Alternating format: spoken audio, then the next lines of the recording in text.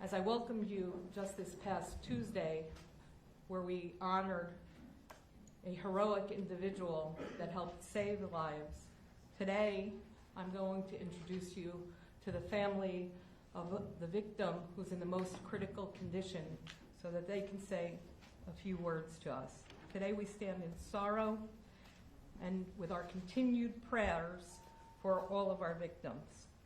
In the words of David Harris from the AJC, I'll share with you, I am Jewish, I am an American, and I am proud. And that's the mantra of all of those that are here in the town of Ramapo. As a community that we stand together. We stand with our elected officials, from the governor, through our senators, through our congressmen, to our state and local leaders, from our county and onward.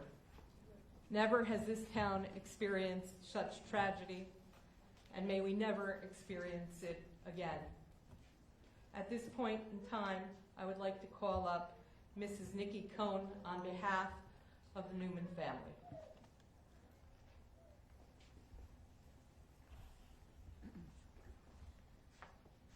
Thank you. Thank you everybody for coming to listen and hear what we have to say. I wanted to say thank you from the bottom of our hearts, from our entire family, to all the first responders on Saturday night, all the Hatzalah members, law enforcement, every category of law enforcement involved, because I know there are many. Again, thank you from the bottom of our hearts. At this time, we'd like to call for increased measures of security for all groups of people throughout New York State. Thank you.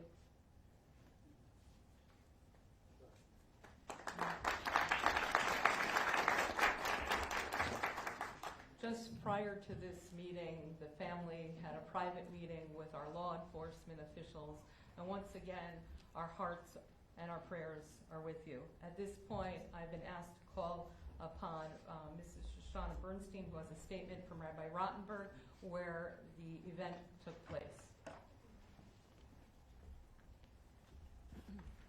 Thank you for being here.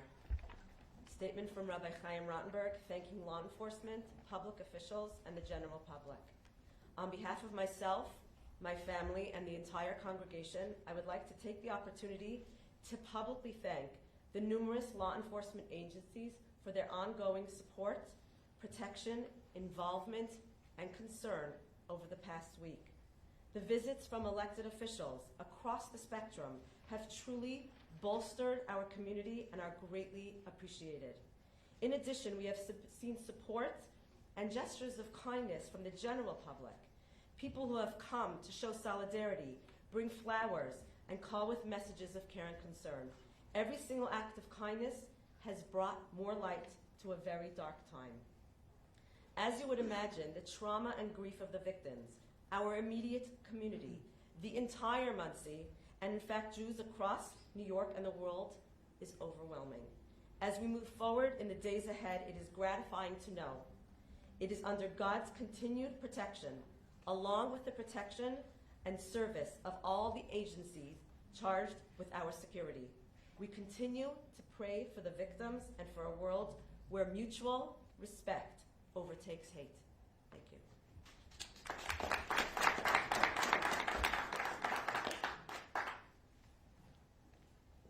Thank you. The town of Ramapo has always had a single shining star that we have always been and always will be proud of, and that is our Ramapo Police Department.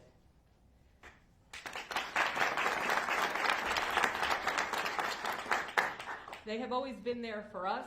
They have always been there for every single member of this community. They have always been there for anyone who ever needed to reach out to them. At this point in time, I'd like to introduce the Chief of our Police Department, Brad Wydell.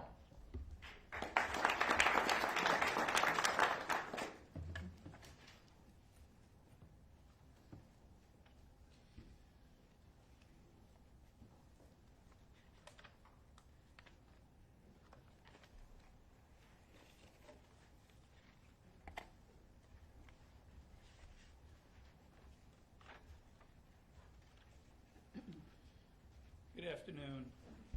I can imagine there's many questions on behalf of the press related to our investigation on Forshey Road, and I will share with you what I can.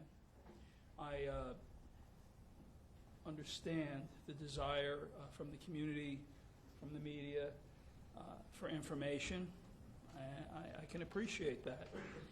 And I know that you all can appreciate the importance of us in law enforcement proceeding judiciously, carefully, cautiously, following correct procedures, following the law, to ensure that this investigation is conducted professionally and properly. The night of that incident, this agency received assistance from the New York State Police, the FBI, the Town of Clarkstown Police Department, and the Rockland County Sheriff's Department. We also received tremendous help and assistance from our EMS partners and from our community partners.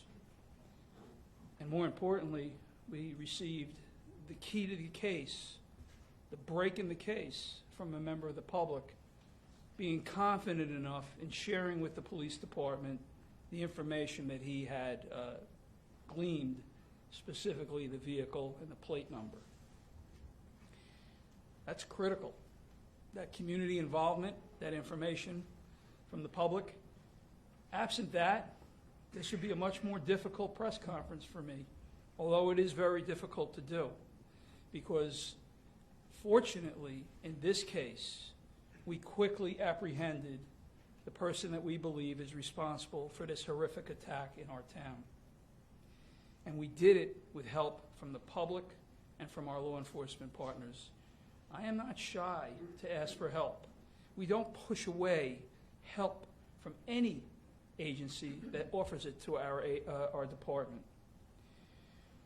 So by putting the information out into the license plate reader system quickly, it alerted, of course, as you know now, New York City Police Department.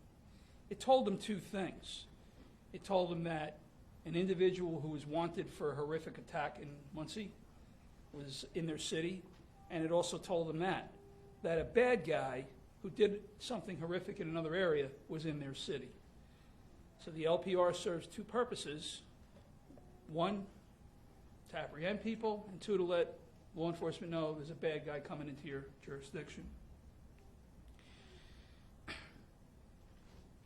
The town was covered by police protection during that event because I asked the state police to provide patrol coverage for the west end of our town, which they did, and because I asked the Town of Clarkstown Police to provide coverage in the Muncie-Kaiser area of our town, which they did, and because I asked the Sheriff's Department to provide additional coverage in the Hillcrest portion, New Square portion of the town. They wanted to know what more they could do, every one of those agencies. So all of our areas had police coverage that night. Everybody was protected because until we had this individual in custody, we didn't really know what was going on. We just knew we had a horrific event. As it stands today, you heard from Chief of Staff, the Governor's Office, the New York State Police. My hats are off to them. The Sheriff's Department, Sheriff Falco, who stands with us here, my hats are off. Whatever you need, Chief, whatever you need. And I'm not afraid to accept their help. So the state police have agreed to take certain steps to enhance police visibility in the town of Ramapo. The Sheriff's Department has done the same. Our agency is also taking steps, and we've received offers from just about every police department in Rockland County to do that. With regards to the mechanics, specifically of Forshey Road, it is a complex investigation because we too want to know why this individual went to that location, what connection, if any, there was to the congregation or the rabbi or that house. That's part of the investigation. We want to know why, just like you want to know why. And we're working hard to try to figure that out. It's going to take time. I hope we can come back with an answer. But know this, we're going to do everything, and I mean everything, that we can possibly do to figure it out. Not just get the bad guy, but figure out what prompted this attack. And if there were any other reasons, motivations that are associated with it. Because this is such a very complex investigation, I have to be really prudent in what I say. I am fully aware of the rumors, speculation, videos, news reports, I'll call them news reports, about what may or may not be going on with this investigation, about what we may or may not have done, and whether or not it's related to the previous incident that occurred in the town back on November 20th on Howard Drive. So let's talk about that for a second. Howard Drive is still a very active investigation, with a number of leads being pursued by the police department. The night of the morning of the event on Howard Drive, information was generated in the form of video of a vehicle that may have been in the area, well, it was in the area, but may have been involved in the incident. I wish the video was better. That video was shared with, we took that video, we went to a number of professional body shops.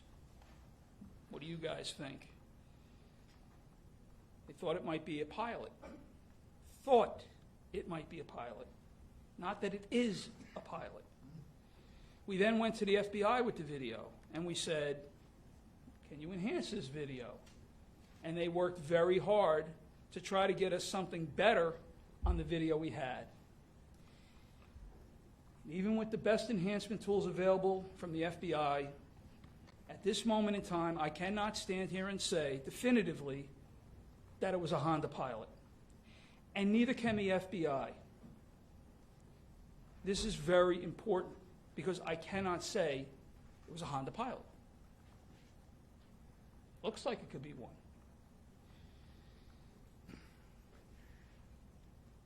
There were a lot of leads on Howard Drive. Our detectives, of which I stand here tall and proud about our investigation division. These cases combined, because most detectives are working both cases, just my investigative division, just the town of Arapahoe Police, 311 years of police experience. That's without me throwing into the mix and a couple of my bosses. That's without the FBI. So there are experienced, well-tenured investigators working these cases. They're not rookies. They're well-trained, and they know what they need to do. Arapahoe Police started working leads. That Honda Pilot was a lead. That's all it was. Our detectives are the ones that determined that. Our detectives are the ones that spent hours and hours and hours going through license plates that may have been caught, unfortunately not in the town of Ramapo, because we don't have the system. You can just think about how many Honda Pilots are registered in the New York metropolitan area. But in any event, one of our detectives stumbled upon a Honda Pilot that was hit on an LPR in the town of Clarkstown about 2.5 hours before the incident on Howard Drive. That's how this Honda Pilot starts to get introduced into this situation that we're dealing with here in the town. So what do? They go follow it up. The vehicle's registered to a female in Greenwood Lake. They go talk to that female. She didn't have the vehicle. It turned out her son had the vehicle. He wasn't there. They look at the vehicle. There's nothing that they see indicative of that vehicle having been used in a crime on Howard Drive. This is just a lead. This is all we have here. They speak to the individual, and they talk to him, and they talk to the mom further, who was driving the car that night.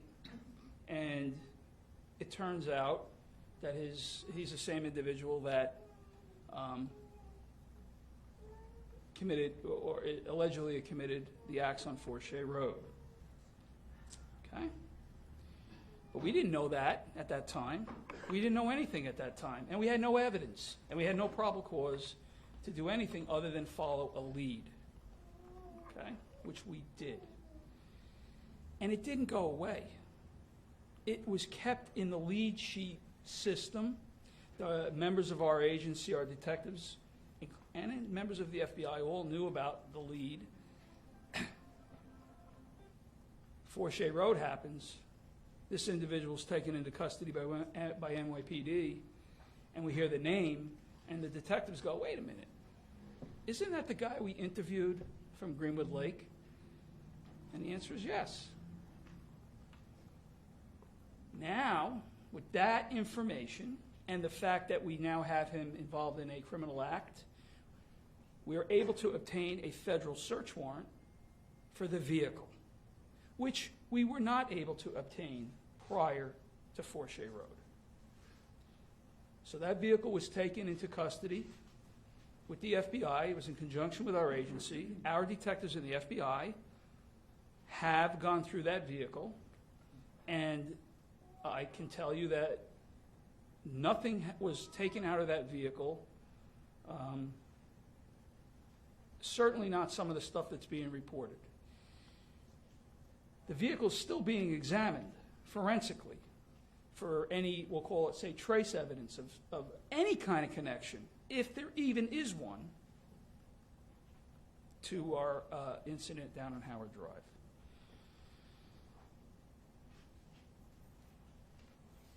I hope that gives some explanation about why people believe that this individual may have been involved in another act.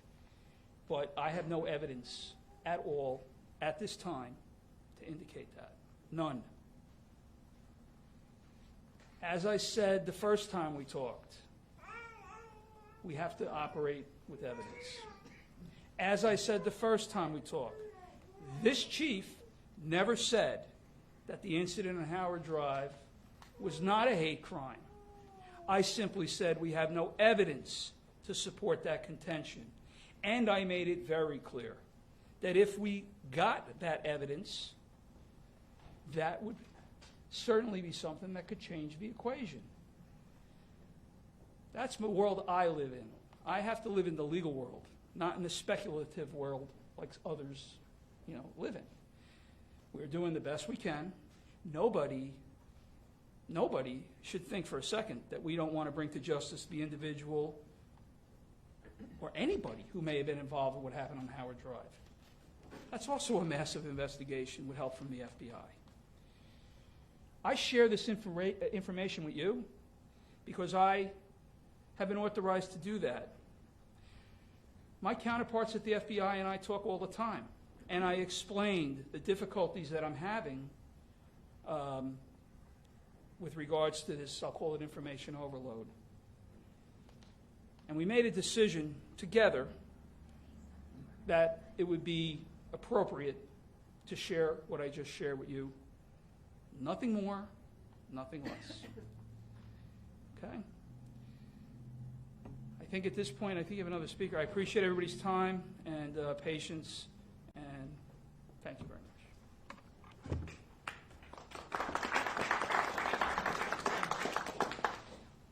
Thank you, Chief. One of the special things about the town of Ramapo is that we have, and we attempt to have on an ongoing basis, community outreach. And we actually have an organization called the Community Outreach Center, which is run by Rabbi Horowitz, and I'd like to ask him to say a few words.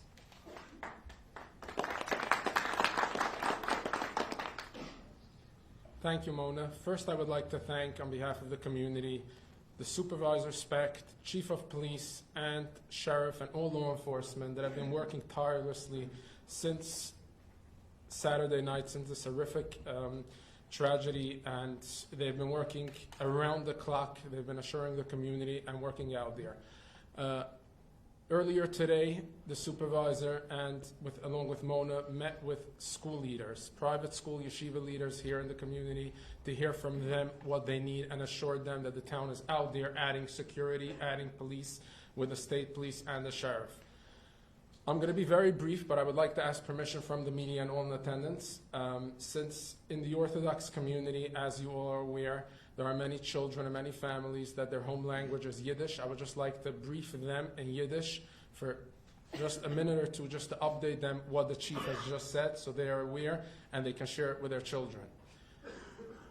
Ich stehe jetzt mit der Chief of Police und der Rampage Supervisor, wie sie haben übergegeben, als sie tun alles, was sie kennen, zu bringen the investigation further in to add security in the town and police presence.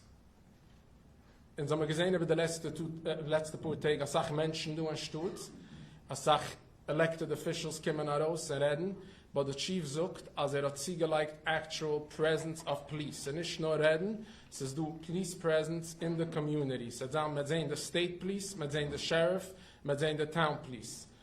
Auch du als auch unmarked cars. The federal government is involved in, wir werden sehen als auch unmarked cars. Noch eine Sache, was hat gebeten, sehr wichtig, ist, so du was heißt, if you see something, say something. Wenn man sieht etwas, soll man es übergeben. Man soll riefen und übergeben anything, was man sieht.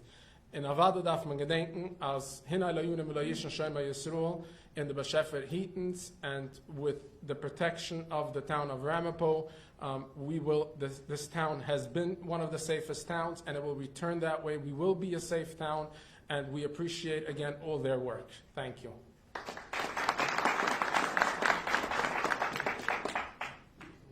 At this time, I'd like to introduce the leader of our town, somebody who's been working more than 24 hours a day, if that's possible, to give us an update as to what specifically the town's initiatives are going to be, the Honorable Michael Specht.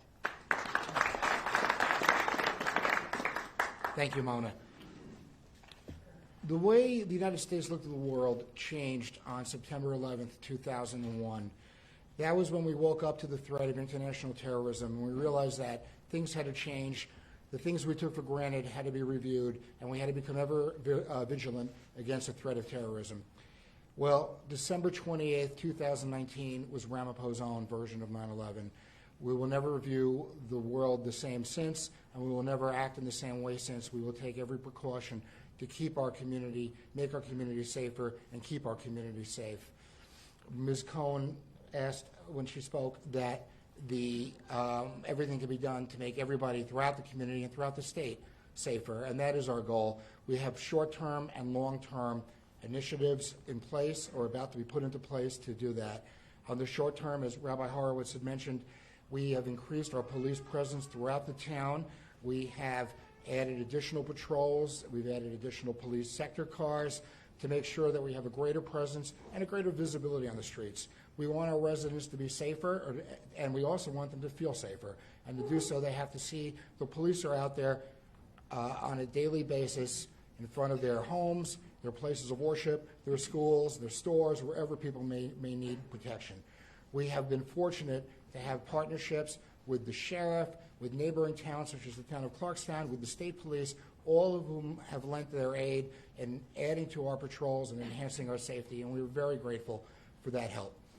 We had a meeting this afternoon with people from the governor's office and the high-ranking members of the state police to discuss additional methods of vigilance, additional methods of deterrence to protect our town and our community.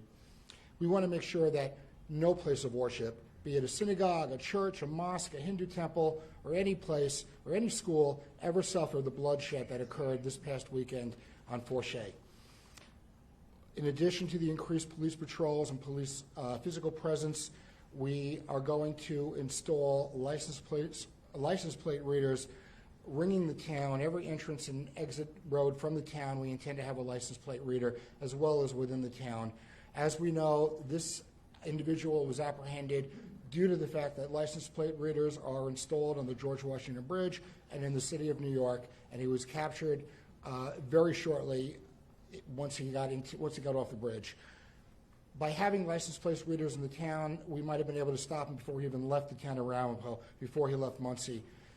Town of Clarkstown has had that in process, and they've seen the benefit of it. I appreciate the help of our fellow supervisor from the town of Clarkstown, George Holman, who has given us the specifications and details for the license plate reader system that they have so that we can get started on planning our needs. But this is a costly endeavor. For what we need, it will cost us over $1 million, possibly $2 million, as well as several $100,000 a year to adequately maintain them. We've been meeting and working with our representatives on the state and federal level, Governor Cuomo, Congresswoman Nita Lowey, Congressman Elliot Engel, Senator Gillibrand, Senator Schumer, Senator David Carlucci, Assemblywoman Ellen Jaffe, and of course today, Senate Majority Leader Andrea Stewart-Cousins, seeking the funding, seeking the help that we need to finance this and get grant money toward it. We don't have an answer yet, but we know that they're all committed to helping and doing whatever that can be done so that we can obtain what we think is a vital system that will keep us safe. It will deter crime because people will know if you come into the town of Ramapo with the intent to harm any member of our community, we will find you, we will catch you, and we will stop you.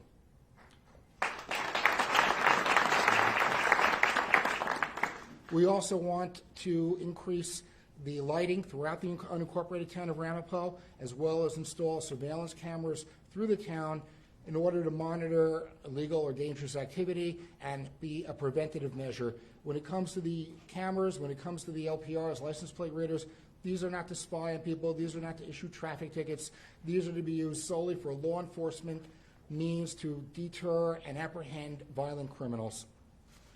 One other thing that we are now exploring, and I'm going to ask Mona to step up because she's done all the homework on this item, and this is a new technology.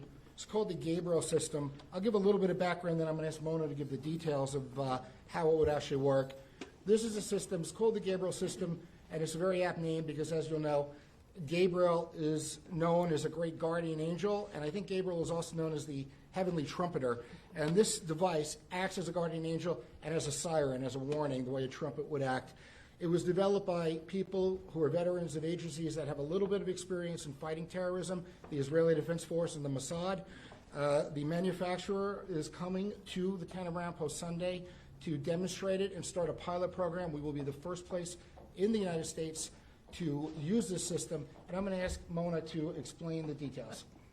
Thank you, Mr. Supervisor. And if the media and the audience can forgive me, I'm actually going to read it because I actually don't know it by heart. The town of Ramapo will immediately be taking concrete measures to improve security and preparedness in order to help protect our communities. One such initiative is to look into creating a unified network that will allow our community houses of worship, schools, both public and private, and other community organizations to stay in touch and be prepared. A smart panic button called the Gabriel will be made available and deployed across the community, putting some of the world's smartest technologies in the hands of our constituents. Gabriel, designed and developed in Israel, provides live video and audio feeds to emergency services and responders in the event of an attack.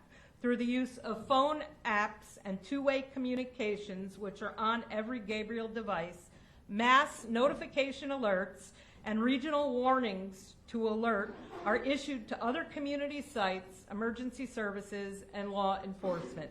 The Gabriel Network solution provides a unified, accurate, and clear picture in the critical seconds needed. In fact, we know that it will save lives.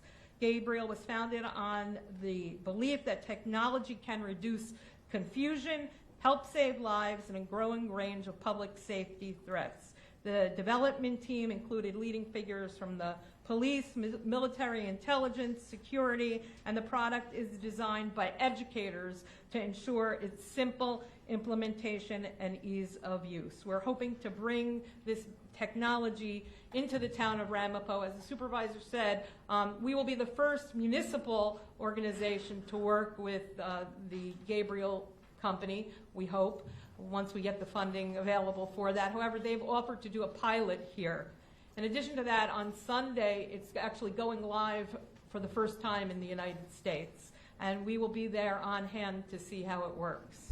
At this point, I'd like to take the opportunity to introduce to you Mr.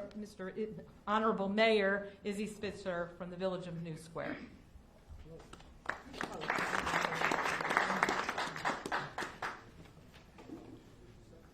First, I'd like to give our prayers to the critical, struggling Mr. Newman. We pray and we hope that he's going to have a speedy, full recovery soon. There's a saying, an ounce of prevention is 1,000 pounds of cure. We have with us on the investigation level, on the protection level, security level, we have all agencies working with us with a great amount of experience and unity. I'd like to ask on the executive level, all the elected officials in the county to do all in our power to do whatever we can to make sure that the hate is gone, the anti-Semitism is gone, and do everything we can and really do it and make sure that we condemn and we fight off legally everything we can which incites and brings in this hate and anti-Semitism to community. We have the pledges from all agencies in their capacity. We want it and we request it on the elected capacity to make sure and really, really do whatever they can that those incitement sites, the hate and the anti-Semitism is gone once and for all. Thank you.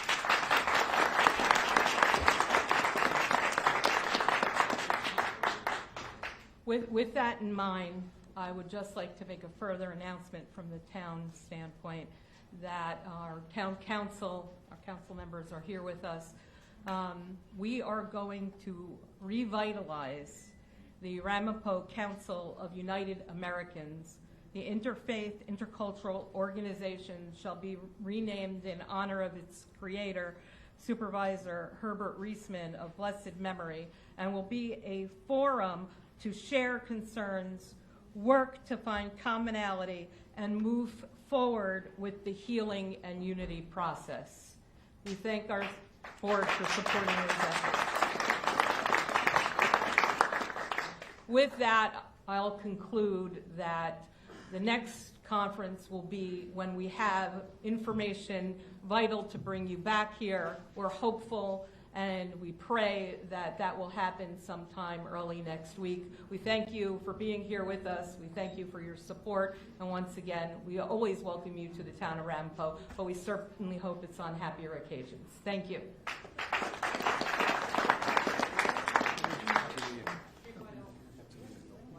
I'm sorry. Yes, questions from the, I'm sorry.